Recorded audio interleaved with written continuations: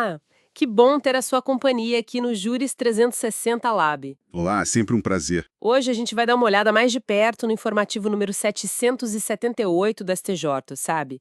Aquele de 13 de junho de 2023. Isso, tem bastante coisa relevante ali. Pois é. A ideia é focar nos pontos principais mesmo. Neste primeiro bloco, a gente separou as 6 primeiras decisões que achamos mais impactantes. Vamos direto ao que interessa nelas. Com certeza, vamos lá. Começando pela Corte Especial, o ARESP 1.817.714, lá de Santa Catarina. O assunto é processo civil. Processo civil. E o tema específico, prazos, sistemas eletrônicos. Exatamente. É sobre aquela situação, quando o sistema eletrônico do tribunal, tipo o PJ, fica indisponível bem no meio do prazo para recorrer. E aí, o que o STJ disse? Prorroga, não prorroga? Então, a Corte, ela reafirmou um entendimento que já vinha se consolidando, na verdade. Se o sistema cai no meio do prazo, o prazo não muda, continua correndo normal. Ah, não muda? Não. A prorrogação para o dia útil seguinte só acontece se a indisponibilidade cair bem no primeiro dia do prazo ou então no último dia. É aplicação direta do Código de Processo Civil, artigo 224, parágrafo 1º. Entendi. Então, assim, não dá pra contar com a sorte de uma falha no sistema no meio do caminho pra ganhar um dia a mais, né? De jeito nenhum. Tem que ficar atento ao prazo original mesmo. Certo, muita atenção pros advogados aí. Bom, seguindo então, vamos para a primeira sessão, RSP 1.695.521 do Rio Grande do Sul. Continua sendo processo civil. Isso, processual civil ainda. Mas agora o foco são os embargos de divergência. Embargos de divergência. E qual foi o destaque aqui? O ponto-chave, é sobre o que pode ser usado para mostrar que existe de fato uma divergência entre julgados diferentes do tribunal. A tese firmada foi que aqueles argumentos opter dictum, Os comentários laterais, que não são o fundamento principal da decisão. exatamente esses. Aquelas coisas ditas meio de passagem, sabe? Elas não servem para comprovar a divergência necessária para os embargos. Não tem força para isso. E por que isso foi relevante nesse caso? Tinha alguma peculiaridade? Tinha sim. O acórdão que a parte queria usar para mostrar a divergência, ele nem tinha chegado a analisar o mérito da questão. Tinha sido barrado antes por causa de óbices processuais, tipo súmulas 211 do STJ, 283 do STF. Entendi. Aí, um ministro até fez umas considerações de mérito num voto vista, mas isso não foi o que a maioria decidiu. Não entrou na decisão final, na ratio decidendi. E para os embargos, o que conta é comparar as razões de decidir mesmo, não um comentário isolado. Faz todo sentido, tem que comparar o fundamento central. Ok. Mudando de área agora, terceira sessão. Processo penal é o conflito de competência 194.981 de São Paulo. Esse envolvia homicídio e contrabando, é isso? Isso mesmo. E aqui, olha, tivemos uma mudança importante de posição do STJ. Um overruling, como chamam. Uma mudança. Conta mais. O que ficou decidido? Ficou decidido que o Tribunal do Júri Federal é o competente para julgar crimes dolosos contra a vida, quando esses crimes têm conexão com crimes federais, que era o caso do contrabando ali, ou quando existe um interesse federal específico no próprio crime contra a vida. Nossa, então mudou o entendimento anterior. Eu lembro de algo diferente. O que levou a essa inversão e essa conexão instrumental? Exatamente. Superaram um precedente anterior, o CC 153.306. A lógica da conexão instrumental é que os homicídios, nesse caso, foram cometidos tipo assim, para garantir que o contrabando desse certo ou para garantir a impunidade depois. Um crime servindo ao outro, né? Isso. Essa ligação direta atrai a competência para a Justiça Federal, conforme até a súmula 122 do STJ. O argumento principal é que a competência do júri, que está lá na Constituição, ela existe tanto na esfera estadual quanto na federal. A conexão com o crime federal é que define qual júri vai atuar. Não tem essa de júri estadual ser sempre o principal. Interessante essa visão. Ok, vamos sair do penal e para o administrativo. Temos o RESP 1979411, lá do Acre, julgado pela primeira turma. Sobre servidor do Magistério Federal, afastado para mandato eletivo. Isso. A questão era se esse servidor, afastado para ser deputado federal, por exemplo, teria direito à progressão funcional na carreira. E a resposta foi? A resposta foi sim. Ele tem direito à progressão e, o mais interessante, sem precisar passar por avaliação de desempenho durante o período em que esteve afastado para o mandato.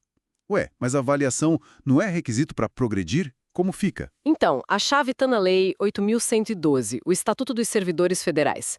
O artigo 102 diz que esse afastamento para mandato eletivo conta como tempo de serviço efetivo para quase tudo. Quase tudo. Qual a exceção? A exceção é a promoção por merecimento. Mas progressão funcional é diferente de promoção por merecimento, entende? E como o servidor está legalmente afastado, cumprindo o mandato, é impossível, materialmente falando, fazer avaliação de desempenho dele na função de professor lá na universidade. Ah, claro, ele não está exercendo a função para ser avaliado nela. Exato. Aí o requisito da avaliação se torna inexigível. Aplica-se aquele princípio, né? Ad impossibilio nemo teneturem. Ninguém é obrigado ao impossível. O STJ até citou o tema 439 do STF por analogia. Muito claro. O direito à progressão continua valendo porque o afastamento é legal e a avaliação se torna impraticável. Ótimo. Vamos para o próximo, ainda na primeira turma, mas agora direito tributário. A ESP 1.599.487 do Rio Grande do Sul. Bandeiras tarifárias na conta de luz e ICMS. Essa é uma discussão recorrente, né? Se aquele valor extra que a gente paga na conta de luz por causa das bandeiras amarela e vermelha entra ou não na base de cálculo do ICMS. E a posição do STJ? Entra. Entra sim. A primeira turma reafirmou que esse adicional das bandeiras tarifárias integra a base de cálculo do ICMS. E qual a lógica por trás disso? Por que esse adicional é considerado parte do valor tributável? Bom, o raciocínio que já está bem consolidado lá no STJ é que esse adicional, apesar de ter também uma função de sinalizar custo e incentivar a economia, ele acaba compondo o custo final da energia que é entregue para o consumidor. Faz parte do preço final, então. Exatamente. Ele entra no valor da operação, que é a base de cálculo do ICMS de acordo com a Lei Complementar 8796. Basicamente, tudo que compõe o preço que a gente paga pela energia, incluindo esses adicionais, entra na conta do imposto. Entendido. Se está no preço final da operação, está na base do ICMS. Ok. Para a gente fechar este bloco, vamos voltar para o processo civil, a ESP 2.208.198 do Amazonas, julgado pela segunda turma. Esse aqui é bem processual mesmo. Trata daquela decisão judicial que manda o processo parar, ficar sobrestado, sabe? E aí manda devolver lá para a origem para o juiz fazer o tal do juízo de conformação. Ah, sim. Para ver se a decisão original está de acordo com algum precedente obrigatório, tipo um tema de repetitivo, repercussão geral. Isso mesmo. A questão era: cabe recurso contra essa decisão que só manda parar e devolver para ajustar? E a resposta do STJ foi não. É irrecorrível. Irrecorrível. Mas por quê? Não é uma decisão... É vista mais como um despacho de mero expediente, sabe? Um ato para organizar o andamento do processo. Ele não decide nada sobre o direito da pessoa em si, não diz se ela tem razão ou não, só manda seguir o procedimento que está lá nos artigos 1040 e 1041 do CPC para adequar a decisão ao precedente vinculante, nesse caso específico, era algo ligado ao tema 1170 do STF. Entendi. É uma decisão de procedimento, não de mérito. Não tem conteúdo decisório para ser atacado por recurso. Exatamente essa lógica. A jurisprudência do STJ já é bem tranquila quanto a isso. Perfeito. Olha, cobrimos bastante coisa, hein? Passamos por processo civil, penal, administrativo, tributário, teses importantes, reafirmação de jurisprudência e até uma mudança de entendimento. Foi bem produtivo. Sim. Foram 6 julgados bem relevantes mesmo, com um impacto prático em várias frentes do direito, todos tirados desse informativo 778 do STJ. Excelente análise. Bom, com isso a gente encerra este primeiro bloco de julgados. Queria agradecer muito a quem nos acompanhou até aqui. Valeu, pessoal. E a gente se vê no próximo bloco para continuar desvendando o informativo 778 do STJ. Até lá. Olá! Vamos então começar o último bloco da nossa análise do informativo 788 do STJ. Continuando aqui nossa conversa sobre os julgados mais recentes. Pronta para a gente fechar? Prontíssimo. Vamos lá que ainda tem coisa importante para ver. Beleza. O primeiro caso de agora é o RESP 1818661, lá de Pernambuco. Situação seguinte: terceira turma, recurso. E o comprovante do preparo não foi junto na hora, foi depois, espontaneamente, mas de forma simples. E aí? Cai por deserção. Olha, não automaticamente. O STJ bateu o martelo que mesmo que a parte junte depois, e faltando o dobro, né, como manda o CPC, o juiz ele tem que intimar. Ah, ele tem que dar chance. Tem. E tem que ser uma intimação específica, sabe? Apontando o erro. Olha, faltou isso aqui, complemente ou pague em dobro. Só se a parte não fizer nada depois dessa intimação é que pode dar deserção. Faz sentido. É aquela ideia de cooperação, né? Artigo 6º do CPC, primazia do mérito. Exatamente. O foco é tentar resolver o problema processual para poder julgar o direito em si. É assim, facilitar a correção, não o contrário. Entendido. Bom, próximo caso. Esse é bem mais pesado, julgado pela 4ª turma, está em segredo de justiça, é sobre responsabilidade civil, uma infecção hospitalar com sequelas graves num recém-nascido. Nossa. Pois é, e o hospital tentou dizer que, o bebê era prematuro, tinha baixo peso, que isso diminuiria a responsabilidade deles. O STJ aceitou esse argumento? De jeito nenhum. A decisão foi clara. Responsabilidade do hospital é objetiva. Falha no serviço lá do CDC, artigo 14. A infecção foi a causa direta, sabe? A causa adequada para as sequelas. E a questão da prematuridade. O tribunal entendeu que isso, prematuridade, baixo peso, são riscos da própria atividade de uma UTI neonatal. Não é algo externo que diminui ou exclui a culpa do hospital. Então o hospital assume esse risco por oferecer o serviço especializado. Isso. Para se livrar, teria que provar, sei lá, culpa exclusiva da vítima, de terceiro, o que não aconteceu ali. A mensagem é, o serviço tem que ser seguro. Ponto. Ok, mudando completamente de área agora. Processo penal. ARESP 2223319, de Mato Grosso do Sul. 5ª turma. Policiais entram na casa de alguém sem mandado. E tema quente. Pois é. A justificativa. Uma suposta confissão informal de tráfico, que nem foi gravada nem nada. E isso vale para justificar a entrada? Não vale. De jeito nenhum.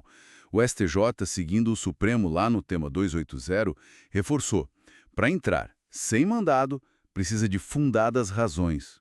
Algo concreto que indique o flagrante. E a tal confissão informal. Uma confissão assim solta, não registrada? Não serve como essa fundada razão. E mais, se tiver consentimento do morador para entrar, ele tem que ser livre, voluntário e, muito importante, registrado. Gravação, papel assinado, algo assim. Nossa! Então, uma confissão só de boca sem registro não justifica a invasão. Isso, é um recado bem forte, né? Com certeza. E o ônus, né, de provar que a entrada foi legal é da acusação. Se não tem prova do consentimento válido ou das fundadas razões, a prova obtida lá dentro é ilícita. Ok. Agora vamos para aqueles casos que ainda estão em aberto na Corte Especial. 2 bem importantes que foram suspensos. O primeiro é o RESP 1795982. Discute o índice para juros e correção numa indenização por acidente de ônibus. A famosa taxa Selic. Entra ou não entra? Pois é, aí tá a briga. O relator, ministro Salomão, votou para tirar a Selic, queria usar 1% ao mês, lá do CTN, mais correção monetária por fora. E a outra visão? Veio no voto vista, do ministro Raul Araújo, ele defendeu aplicar a Selic, que já englobaria tudo desde a citação. Como deu empate ou divergência forte, o relator pediu vista de novo. Assunto importante, sem definição ainda. Muita coisa depende disso, né? E o outro caso suspenso, também na Corte Especial, é o EASP 1854589. Esse é sobre honorários. Imagina a situação. A execução termina porque deu prescrição intercorrente. O credor não achou bens do devedor, o processo morreu por inércia. Nesse caso, o credor, exequente, tem que pagar honorários para o advogado do devedor executado. Outro debate bom. O relator, que também é o ministro Raul Araújo, votou que sim, tem que pagar. Usou o princípio da sucumbência, da causalidade. Quem deu causa à execução, mesmo que frustrada, foi o credor. Mas teve divergência. Teve. A ministra Nancy Andrighi pediu vista. Ela lembrou que a terceira turma tinha um entendimento diferente, que não cabia essa condenação para o credor nesses casos. Então, mais um que a gente precisa aguardar a definição da corte. Certo. Saindo dos suspensos e indo para os afetados para julgamento repetitivo. Temos 2 aqui. Primeiro, tema 1199 na primeira sessão. É sobre demarcação de terrenos de marinha. Isso. A pergunta que a primeira sessão vai responder é: aquela exigência de notificar pessoalmente quem tem interesse na área demarcada, ela vale para procedimentos antigos, feitos antes de uma decisão do STF na ADI 4264? Ah, entendi. Porque se valer para trás, pode anular muita demarcação antiga, né? Exatamente. O impacto pode ser bem grande em várias regiões do país. E para fechar o bloco e o informativo, o tema 1200, afetado pela segunda sessão, envolve petição de herança e reconhecimento de paternidade depois que o pai já morreu. Um tema clássico do direito de família e sucessões, né? A questão central é: o prazo de prescrição para esse filho pedir a herança começa a contar quando? Da morte do pai? Ou só depois que a sentença da investigação de paternidade transitar em julgado? Nossa, isso muda tudo por herdeiro, né? Com certeza. Define se ele ainda tem direito a buscar a herança ou se já perdeu o prazo. É uma uniformização muito necessária. Cobrimos muita coisa nesse último bloco, hein? Desde detalhe processual do preparo, responsabilidade civil pesada, limites da atuação policial, até essas grandes teses em aberto na Corte Especial e os temas repetitivos que vão impactar muita gente. Foi uma boa varrida final, né? E fica claro como é importante acompanhar essas decisões que estão pendentes. E pensar também, né? Como que ter regras mais claras sobre, sei lá, como sanar um vício no recurso, ou qual é a responsabilidade exata num caso de infecção, ou como deve ser uma abordagem policial, como isso tudo impacta no dia a dia da justiça, né? Traz mais segurança jurídica para todo mundo. Excelente reflexão para fechar. Bom, queremos agradecer a todo mundo que acompanhou a gente nessa análise completa do informativo 778 do STJ aqui no Juris 360 Lab. Valeu mesmo, pessoal. E se você gostou dessa conversa, desse formato, não esquece, se inscreve aqui no canal, deixa o seu like no vídeo, ajuda muito a gente a continuar trazendo esse conteúdo e garante que você não perca as próximas análises. Muito obrigado e até a próxima. Até mais.